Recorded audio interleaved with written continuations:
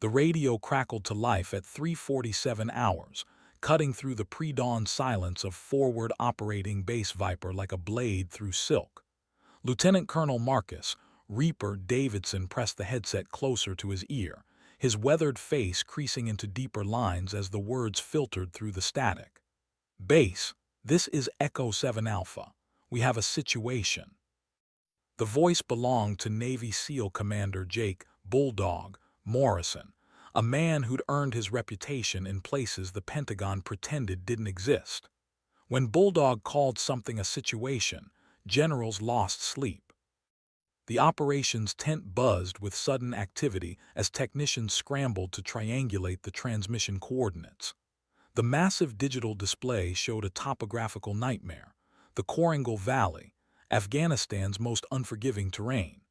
Sheer rock walls stretched skyward like the fingers of ancient gods, creating a labyrinth of stone that had swallowed aircraft whole for decades.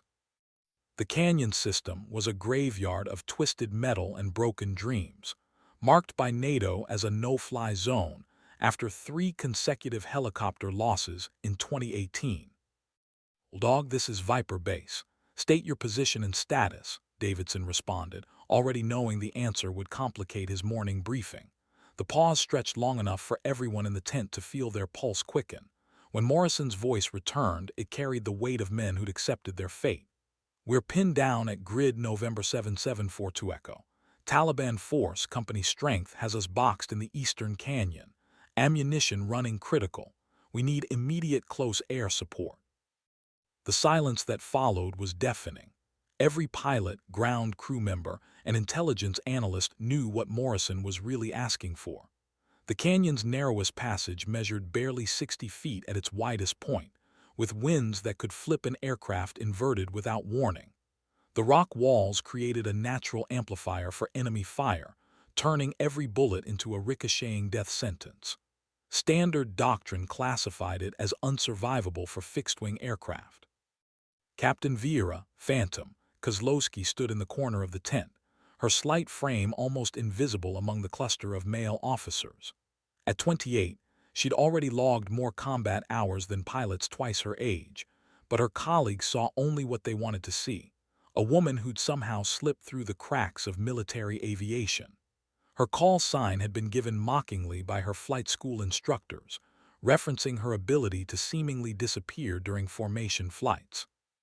They'd meant it as an insult. She'd turned it into legend. The digital clock on the wall ticked toward 400 hours as Davidson studied the tactical display. 7 Navy SEALs were about to become statistics unless someone figured out the impossible. The canyon walls seemed to mock them from the satellite imagery, their ancient stone faces carved by millennia of wind into expressions of cruel indifference. This was where heroes went to die, and everyone in the tent knew it. Phantom stepped forward from the shadows, her voice cutting through the tension like winter air through wool. "Sir, I can make that run." The tent fell silent except for the steady hum of electronics and the distant rumble of generators. Davidson turned slowly, his eyes meeting hers across the map-strewn table. In that moment, the weight of 7 lives hung between them like a bridge neither wanted to cross. The skepticism was immediate and brutal. Major Tom "Sledgehammer" Rodriguez, a veteran A-10 pilot with 17 years of combat experience, shook his head before she'd finished speaking. "Phantom, that canyon is a death trap. The wind shear alone would tear your bird apart before you cleared the first turn." His voice carried the patronizing tone she'd heard 1,000 times before, the sound of men who believed her victories were accidents waiting to be corrected by reality. But Phantom had studied those satellite images for months, memorizing every shadow and contour during her off-duty hours. While other pilots spent their evenings in the recreation tent playing poker and swapping war stories, she'd been calculating wind patterns and analyzing the physics of canyon flight. The narrow passage that terrified everyone else looked different to her trained eye, not a trap, but a channel, not a wall, but a guide. "The morning thermals create an updraft pattern through the eastern approach," she said, stepping closer to the tactical display. Her finger traced the canyon's serpentine path with the precision of a surgeon. If I time the entry right, the wind will carry me through the first 2 turns. The key is maintaining airspeed while using the rock walls as windbreaks. Her explanation was met with exchanged glances and barely concealed eye rolls. Captain Rick Thunderbolt Harrison leaned back in his chair, arms crossed over his broad chest. You're talking about threading a needle while someone's shooting at you. That's not flying, that's suicide with style points. The comment drew chuckles from several officers, but Phantom's expression never wavered. She'd heard worse from better men. Lieutenant Colonel Davidson studied her face, searching for the doubt that should have been there. Instead, he found something that made his stomach tighten: absolute certainty. This wasn't bravado or desperation talking. This was calculation, cold and precise as a mathematician's proof. "Walk me through it," he said finally, his voice cutting through the murmur of dissent. Phantom moved to the display, her small hands dancing across the touch screen as she overlaid meteorological data onto the topographical map. The canyon runs northeast-southwest, which means the morning sun creates a thermal gradient along the eastern wall. That generates a consistent updraft of approximately 15 knots through the narrow section. Her fingers highlighted specific geographical features as she spoke. These 3 rock formations create natural wind shadows, where the turbulence drops to manageable levels. Rodriguez snorted. Manageable for who? You're talking about flying an A-10 through a space designed for mountain goats. The Fairchild Republic A-10 Thunderbolt II, affectionately known as the Warthog, was built like a flying tank. Its twin engines and armored cockpit could survive direct hits from anti-aircraft fire, but it flew with all the grace of a refrigerator with wings. Taking it through canyon walls required either insanity or skill that bordered on the supernatural. The A-10's low-speed handling characteristics actually work in our favor here, Phantom continued, her voice steady despite the mounting opposition. I can maintain controlled flight at speeds slow enough to navigate the turns while keeping enough energy to climb out if things go sideways. She paused, letting her eyes sweep across the assembled officers. The SEALs need someone crazy enough to try. I'm volunteering to be that someone. The tent fell silent except for the rhythmic beeping of radio equipment. Outside, the first hints of dawn were beginning to lighten the eastern horizon, painting the sky in shades of amber and rose gold. Somewhere in those mountains, 7 of America's finest warriors were counting bullets and watching shadows, their fate hanging in the balance of a decision that would echo through military legend. Davidson's weathered face showed every one of his 43 years as he weighed the impossible choice. Send Phantom into the canyon and possibly lose both her and the A-10, or watch helplessly as the SEALs were overrun by superior numbers. Either decision would haunt him for the rest of his career, but only one offered hope. 23 minutes later, Phantom walked across the tarmac toward her aircraft, her flight suit rustling in the morning breeze. The A-10 Thunderbolt II sat squat and predatory on the runway, its distinctive twin engines mounted high on the fuselage like mechanical shoulders hunched for battle. The plane's nose art depicted a ghostly figure emerging from storm clouds, painted by the previous pilot who'd flown this particular bird through 3 deployments without a scratch. The ground crew chief, Master Sergeant Angela Wrench Patterson, ran through the pre-flight checklist with professional efficiency. Fuel topped off, 30mm cannon loaded with 1,100 rounds of depleted uranium, Maverick missiles on stations 3 and 9, cluster bombs on 5 and 7. Her voice carried the weight of someone who'd seen too many pilots climb into cockpits and never climb out. Phantom nodded, her mind already shifting into the zone where doubt couldn't follow. She'd learned long ago that fear was just physics, energy that could be channeled, controlled, and used as fuel for the impossible. "What's the word from meteorology?" she asked, pulling on her helmet. "Winds at canyon level are gusting 15 to 20 knots, but the pattern looks stable through 800 hours, Patterson replied, checking her watch. After that, the thermals get unpredictable. The unspoken message was clear. If Phantom was going to thread this needle, she had a very small window of opportunity. The radio in her helmet crackled to life as she settled into the cockpit. "Phantom, this is Viper Base. Weather update shows storm front moving in from the west. You'll have maybe 90 minutes before conditions deteriorate." Davidson's voice carried a tension that matched her own, the weight of command evident in every word. "Copy, Viper Base. Phantom is wheels up in 5 mics." She ran through her instrument checks with the methodical precision drilled into every military aviator. Oil pressure, hydraulics, weapons systems. Each indicator had to show green before she could commit to this madness. The A-10's engines spooled up with their characteristic whine, twin General Electric TF-34 turbofans producing the power needed to carry 7 tons of aircraft and ordnance into harm's way. The tower cleared her for takeoff as the sun crested the mountains, painting the landscape in shades of gold and shadow. Phantom advanced the throttles and felt the familiar surge of acceleration as the Warthog rolled down the runway. At 140 knots, she pulled back on the stick and felt the aircraft lift away from Earth, climbing steadily into the morning sky. Below her, the terrain shifted from the relative flatness of the airbase to the corrugated landscape of Afghanistan's eastern provinces. Ridgelines carved by millions of years of geological violence stretched toward the horizon like sleeping giants, their peaks shrouded in morning mist. Somewhere in those mountains, 7 Navy SEALs were fighting for their lives against impossible odds. The canyon system appeared on her radar as a black void, a place where electronic signals went to die among the towering rock walls. Phantom switched her radio to the emergency frequency and keyed the microphone. "Echo 7 Alpha, this is Phantom inbound for close air support. What's your situation?" The response came immediately, Morrison's voice tight with controlled desperation. "Phantom, we're taking heavy fire from multiple positions. Enemy has machine gun nests on the ridgelines and at least 2 mortar teams working our position. We're down to our last magazines."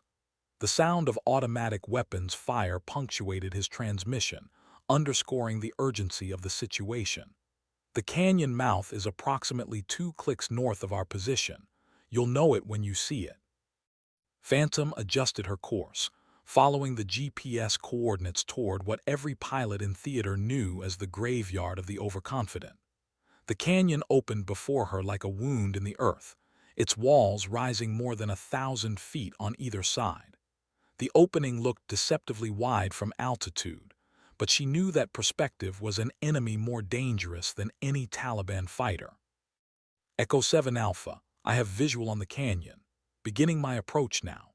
She pushed the stick forward and felt the A-10 nose down toward the rocky maw below. The altimeter unwound steadily as she descended, the walls growing higher and more imposing with each passing second. At 200 feet above the canyon floor, she committed to the run that would either save 7 lives or add her name to the list of pilots who'd underestimated the unforgiving mathematics of mountain flying. The canyon walls closed around her like the jaws of some prehistoric beast, shutting out the morning sun and plunging her into a world of shadow and stone. The A-10's engines echoed off the rock faces, creating a symphony of mechanical thunder that announced her presence to every living thing within miles. This was the point of no return, the moment when physics and skill would determine whether she emerged as a hero or became another cautionary tale whispered in ready rooms around the world. The first turn approached faster than she'd anticipated, a 90-degree bend that required her to bank the aircraft almost vertically while maintaining enough airspeed to prevent a stall. The rock walls flashed past her canopy in a blur of ancient limestone and granite, carved into fantastic shapes by millennia of wind and water. She could see scorched metal embedded in some of the cliff faces, reminders of previous aircraft that had attempted this passage and lost the gamble with gravity. Her threat warning receiver remained silent, a small mercy in this vertical maze where enemy fighters would be irrelevant compared to the challenge of simply staying airborne. The A-10 responded to her control inputs with the reliable steadiness that had made it legendary among ground attack aircraft, but she could feel the turbulence building as canyon winds created invisible rivers of chaotic air. "Stay with me, girl," she whispered to her aircraft, using the same tone she'd once reserved for calming spooked horses on her family's ranch in Montana. The personal connection between pilot and machine wasn't mystical nonsense. It was the accumulated wisdom of thousands of flight hours, the knowledge that came from pushing technology to its absolute limits and finding the narrow margin where survival lived. The second turn loomed ahead, tighter than the first, requiring her to roll inverted and pull through while the canyon floor rushed past less than 50 feet below her inverted canopy. For a moment that lasted forever, she flew upside down through a corridor of stone, the A-10's engines screaming their defiance at gravity and common sense. Blood rushed to her head despite her anti-G suit, and her vision began to tunnel at the edges. Then she was through, rolling wings level as the canyon straightened toward the SEAL's position. Her radio crackled with Morrison's voice, tight with disbelief.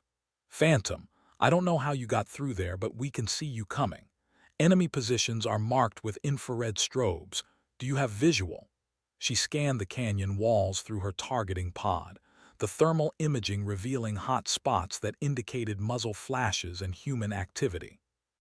"I've got multiple targets," she replied, lining up her first attack run.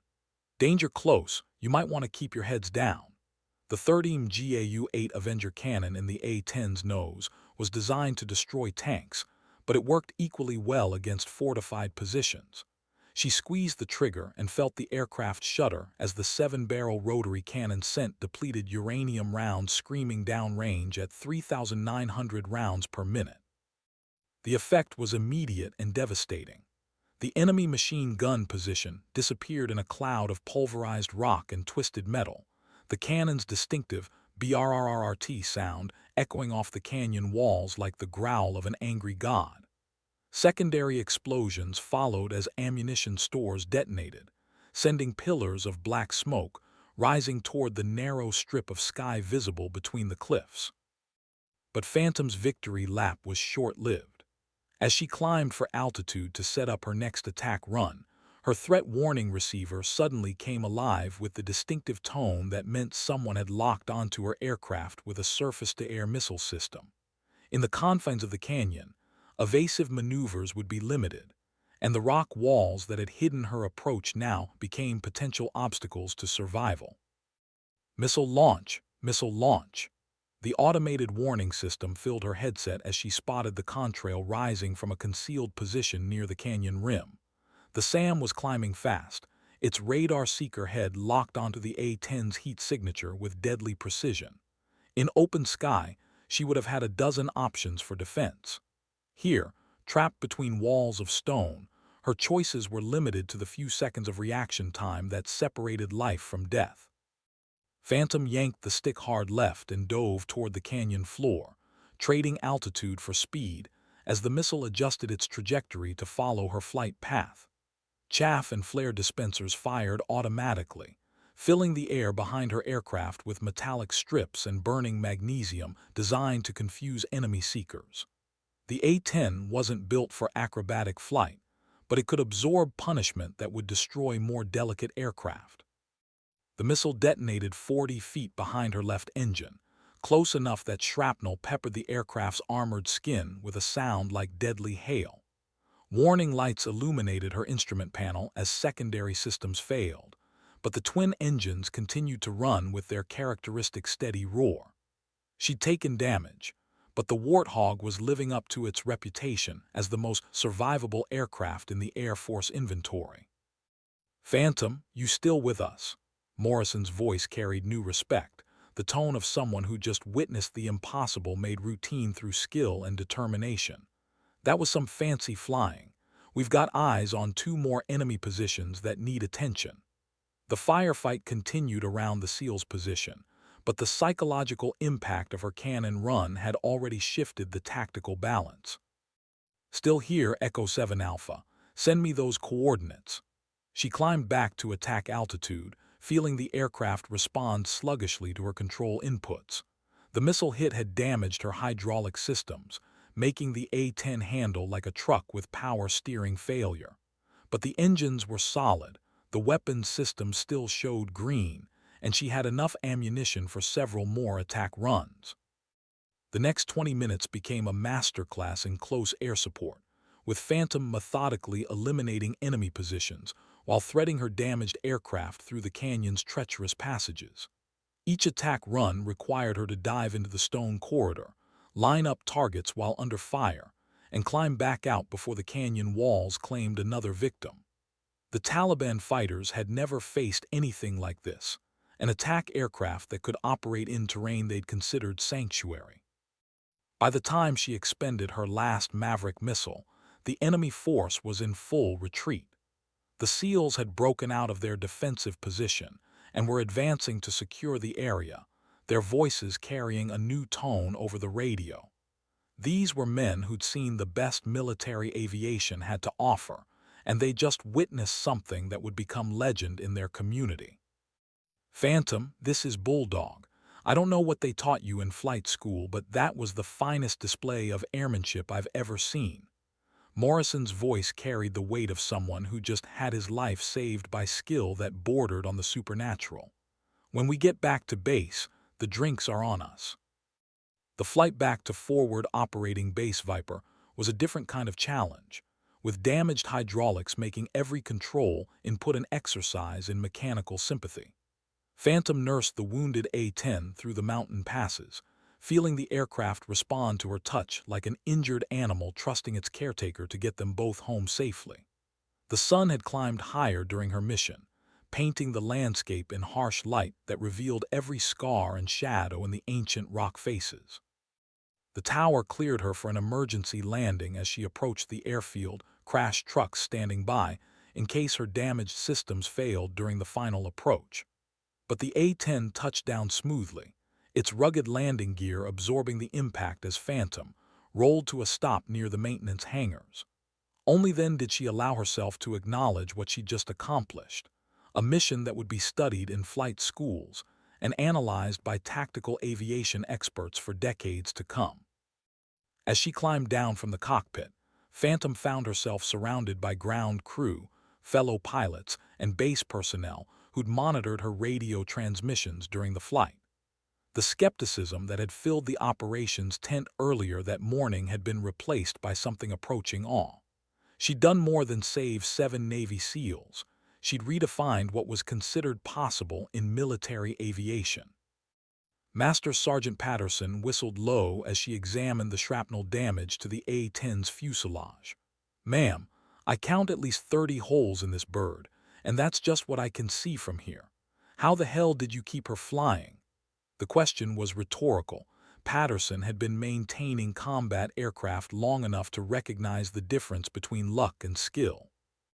Lieutenant Colonel Davidson appeared at Phantom's shoulder, his expression unreadable as he studied the damaged aircraft. "Captain Kozlowski, I need a full debrief in 20 minutes. The Pentagon is going to want to know exactly how you pulled off the impossible." His voice carried a new weight, the tone of someone who just watched military history being written by a pilot he'd almost dismissed. The debriefing lasted 3 hours, with Phantom walking a room full of senior officers through every detail of her canyon flight.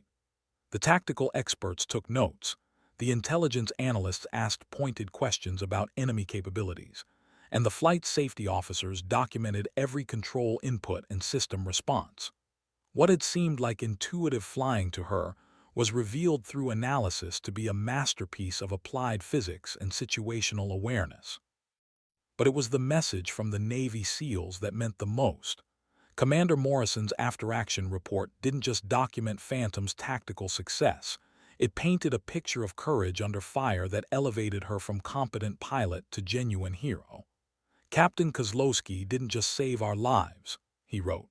"She redefined what courage looks like in the 21st century military." The news media picked up the story within days, though the details remained classified at the highest levels. What the public learned was sanitized and safe. A female Air Force pilot had conducted a successful rescue mission in challenging terrain. But within military aviation circles, the story spread with the velocity of legend, growing more detailed and more impressive with each telling. Phantom found herself transferred to a test pilot program within 6 months, her canyon flight having earned her a reputation as someone who could push aircraft beyond their documented limitations and return with valuable data. The Warthog she'd flown through the canyon was retired to a place of honor at the Air Force Museum, its battle-scarred fuselage serving as a testament to the partnership between human skill and mechanical reliability that defined military aviation at its finest. But late at night, when the base was quiet and the only sounds were the distant hum of generators and the whisper of wind through aircraft hangars, Phantom would sometimes walk out to the flight line and look up at the stars. The canyon was hundreds of miles away, but she could still feel its walls closing around her, still hear the echo of her engines bouncing off ancient stone. Those moments of solitude reminded her that skill and courage were just the beginning. The real measure of a pilot was what they did when everything else fell away, and only the pure mathematics of flight remained. The official citation for her distinguished flying cross would eventually read, "For extraordinary achievement while participating in aerial flight as an A-10 pilot in support of combat operations. Captain Kozlowski's exceptional airmanship and tactical expertise resulted in the successful completion of a close air support mission in extremely challenging terrain, directly contributing to the preservation of friendly forces and the neutralization of enemy threats." The language was formal and sanitized, the kind of prose that reduced life-and-death decisions to bureaucratic bullet points. But the unofficial story, the one whispered in ready rooms and passed down through generations of military aviators, was different. It spoke of a pilot who'd looked at the impossible and found it merely improbable, who'd taken an aircraft designed for straightforward ground attack and turned it into an instrument of precision surgery among canyon walls that had claimed lesser pilots. It was a story about the moment when training, talent, and sheer determination converged to create something approaching the miraculous. Years later, when Phantom had risen to the rank of colonel and commanded her own squadron, young pilots would approach her with questions about the canyon flight. They wanted to know the secret, the technique that had allowed her to thread that needle of stone and steel. Her answer was always the same. You practice until the impossible becomes routine, and then you practice some more. The Korangal Canyon remained on the no-fly list for fixed-wing aircraft, its official designation unchanged by one morning's demonstration of exceptional airmanship. But every pilot who studied the incident reports knew that somewhere in those mountains, the ghost of possibility still echoed off ancient walls, waiting for the next aviator brave enough to challenge the tyranny of the word impossible. On quiet nights at Forward Operating Base Viper, when the wind was right and the conditions were perfect, ground crews swore they could still hear the distinctive sound of twin turbofan engines echoing through the canyon system. Whether it was atmospheric acoustics, the movement of air through rocky passages, or something more ethereal, the sound served as a reminder that some achievements transcended the merely human and entered the realm of legend. The SEALs kept their promise about the drinks, though it took 18 months and a chance encounter at a joint services conference in Virginia for them to collect on the debt. Commander Morrison raised his glass in a toast that summed up everything military professionals understood about excellence under pressure. To the pilots who make the impossible look routine, and to the courage that turns ordinary people into legends. The sentiment was simple, but it carried the weight of shared experience and mutual respect that defined the brotherhood of arms. And in a hangar at Wright-Patterson Air Force Base, a scarred A-10 Thunderbolt II sat in quiet dignity, its nose art depicting a ghostly figure emerging from storm clouds.